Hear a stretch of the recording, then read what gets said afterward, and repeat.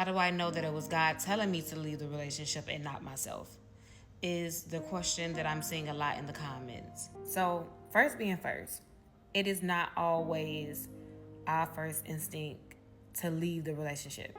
As women, we are more emotionally wired, and we will stay for so long. We would give the benefits of the doubts. We would overlook certain things that we're not supposed to overlook. You will see the red flags. You will have all of the signs. You will pray and ask God for the signs, and you will still stay.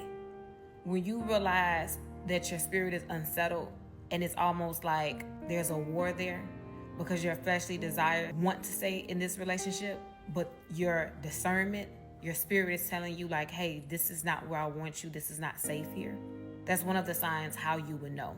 Second, there's so much confusion. When people say when there's no peace, that's how you would know. That is actually true. There were so many things that I saw that I would even question him about. And now that I look back on it, it was like he was kind of gaslighting me. And as I stated, me and him already had history. So it was certain things that I had already known as well. But again, I gave the benefit of the doubt and I stayed.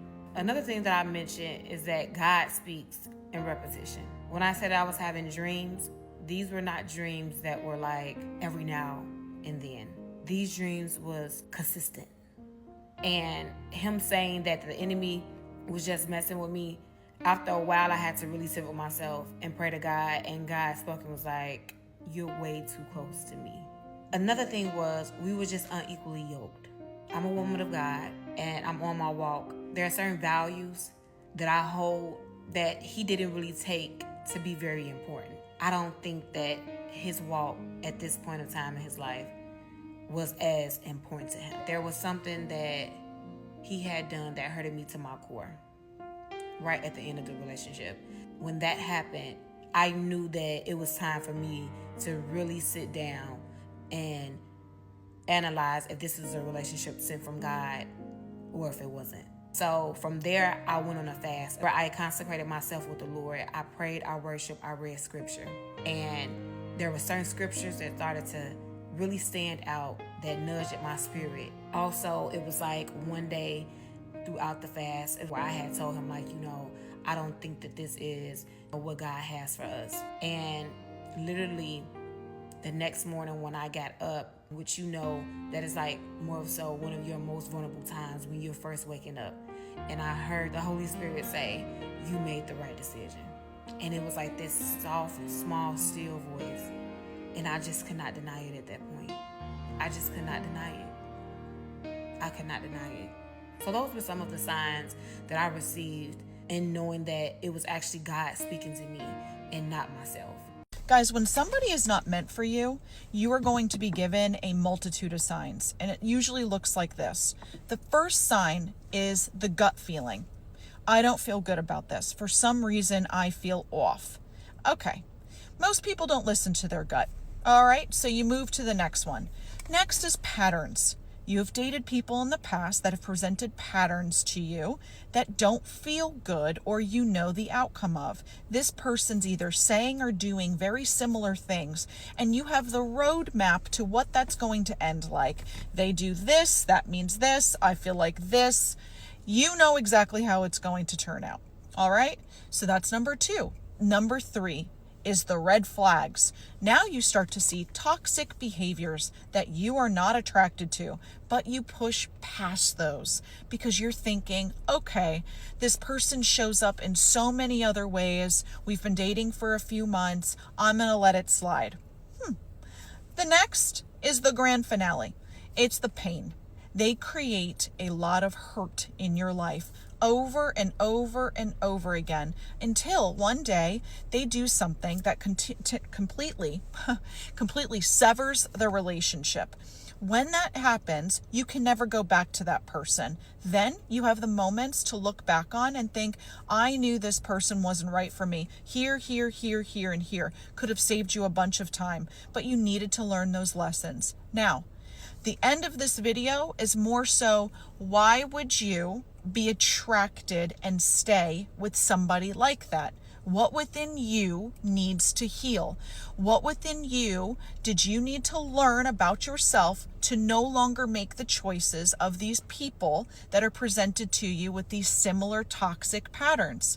That's where the work comes in, so that the next time somebody comes into your life that even gives you, let's say, the gut feeling, the patterns, it ends there versus spending all of this time waiting for the hurt. That's where the real work comes in. You know what's one of the biggest signs a relationship is over? It's when the little things just stop. I heard this story from a creator on here, and y'all, it's literally been living rent free in my head ever since. She said a divorce lawyer she knew, he asked one of his clients, when did you know it was done? When did you know your marriage was over? And her answer wasn't, oh, we had this huge fight. It wasn't cheating. It wasn't yelling. It was something small, but it hit different for her for some reason. She said, the lady said, every morning, no matter how bad things were, he'd always make my coffee. Always. And before he left, he'd put a sticky note on the counter that said something sweet. Even when they were mad at each other, he did these things. Even when they barely talked, he did these things. It was his way of saying, I still care.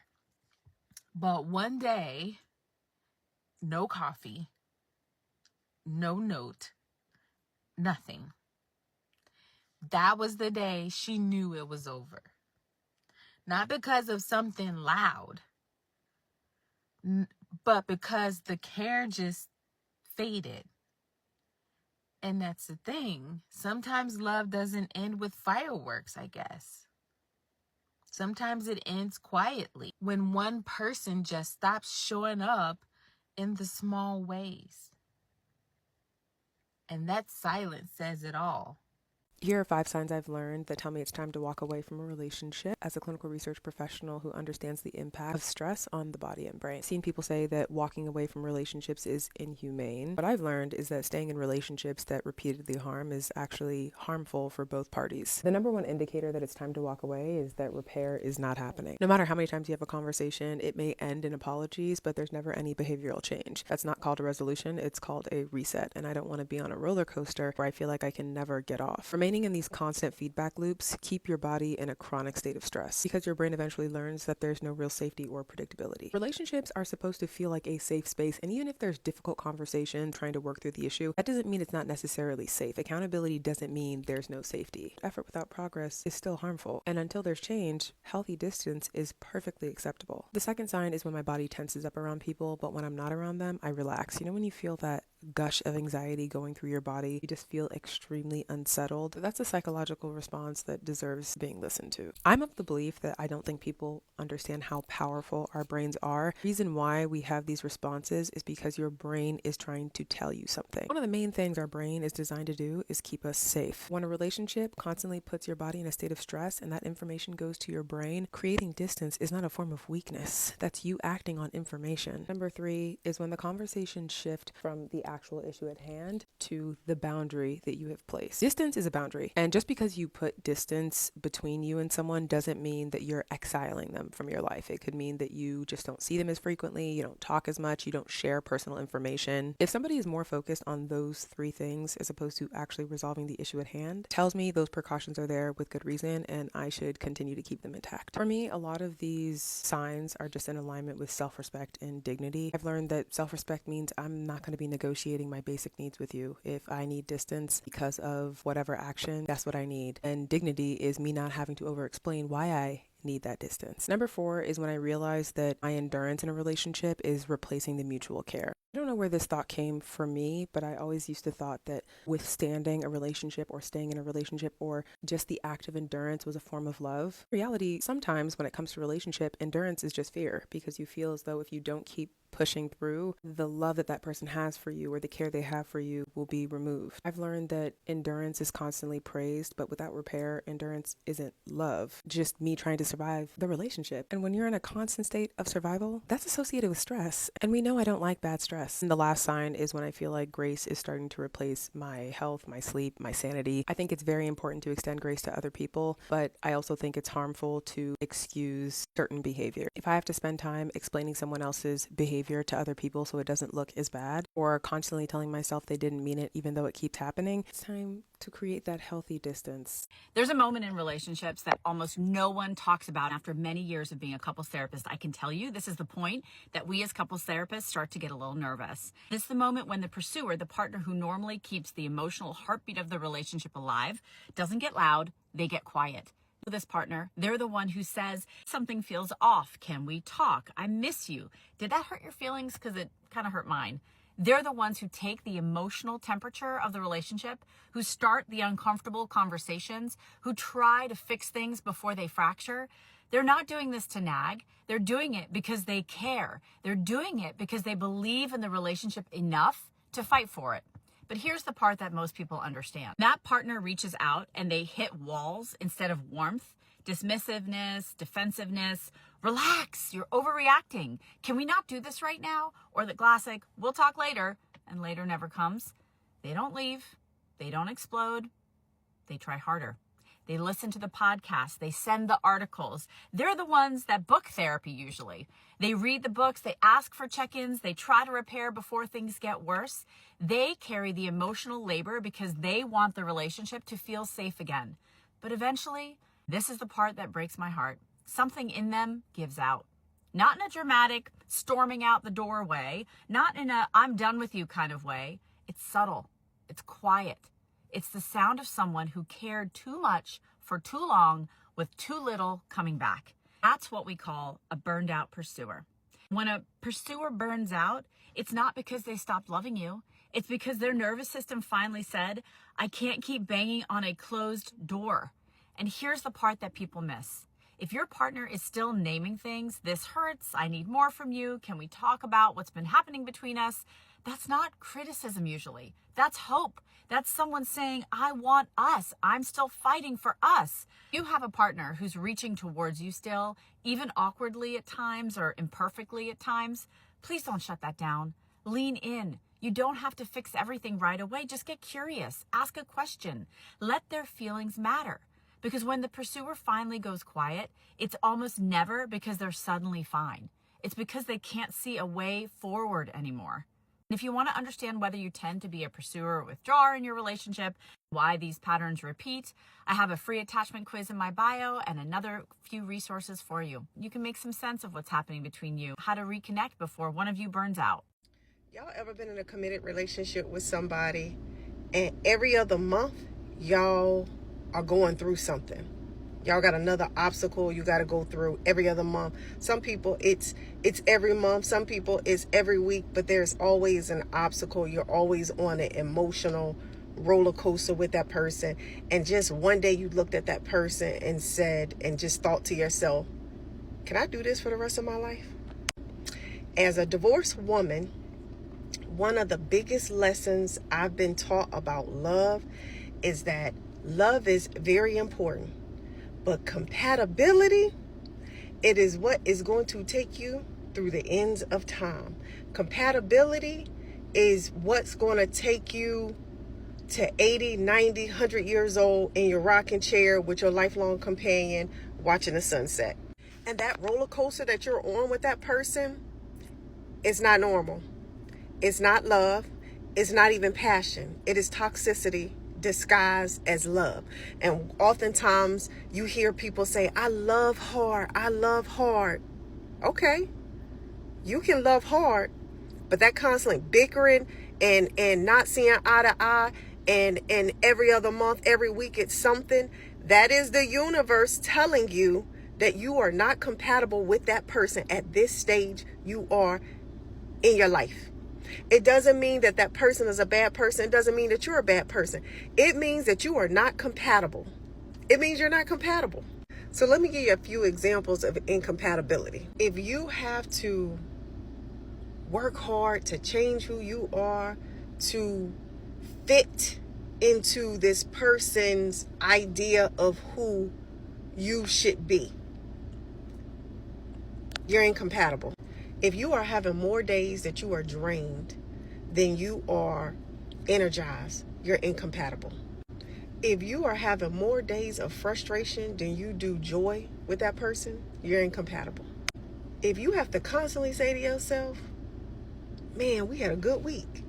Man, we had a good month. You're probably incompatible. And when I say that constant roller coaster, I'm not talking about, when you first meet somebody, you first are getting to know somebody, there's a little bit of learning curve in every relationship, just like you're new on the job, right? You could have worked in that industry for years, but you're new to that particular company, so there's a little bit of a learning curve. So you got to learn that person, their nuances, how they think, right? Sometimes there's a little bit of trauma. I'm not talking about the learning curve that you experience when you're first meeting someone in the first few months. I am talking about the constant yo-yoing of emotions. That is the universe telling you you're not compatible. That is a very hard pill to swallow when you love someone. And when you have made a commitment to be with this person. That's a very hard pill to swallow, that you're not compatible with someone. Because as humans, it's natural for us to want things to work out, especially when we made a commitment to it. But I am telling you, once you get past that honeymoon stage of the first few months, it isn't normal every single month to be going through something with somebody that you committed to. And you cannot convince me that it's normal. It's not. And it's the universe's way of telling you, let that shit go.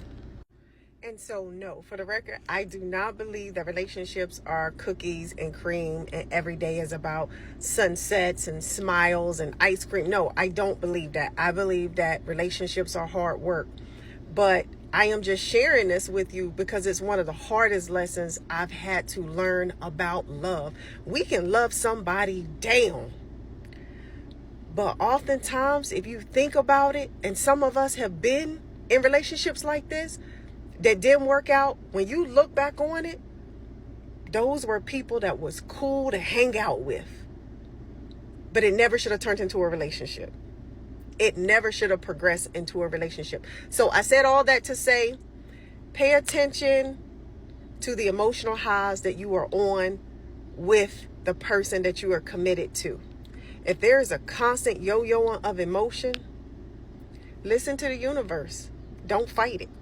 Okay, as women, we got to get this out our heads. The first sign that a man is leaving us is not cheating. It's not yelling, it's not distance, and most of the time it's not even another woman. The telltale sign is when he stops fighting for the relationship. When he was fighting for the relationship, he would correct, he didn't mind debating or explaining himself. And now he just says, okay, do whatever, I'm good. And unfortunately, we mistake that calmness as him like being okay with everything, but he's actually detaching. A man will go back and forth with a woman when he still believes that something is there that's worth fixing. Trust and believe, when a man stops defending himself or reacting to disrespect, oh, you better take heed that he is prepping to walk out the door. See, us as women sometimes take all of that patience as that we have won the war, but actually we haven't. A man is going to retreat and then he's going to reallocate himself. I mean, think about it. He pulls his emotions back and starts moving differently. He's more private. He's less expressive. If we really look at it and focus on it, he laughs less, he talks less, and he plans less. He's already set in his plan, so there's no need to argue about it. He just adjusts to his new normal. And once a man adjusts emotionally, he starts to adjust physically and financially. He just starts to focus on himself, his body, his money, his circle of people that are around him. And once everything is in play and the day gets closer for him to leave, and he does, everybody is in shock and don't know where it came from. See, this is where we get slapped in the face. We think silence is stability, but it is a man prepping to say, peace, I'm out the door.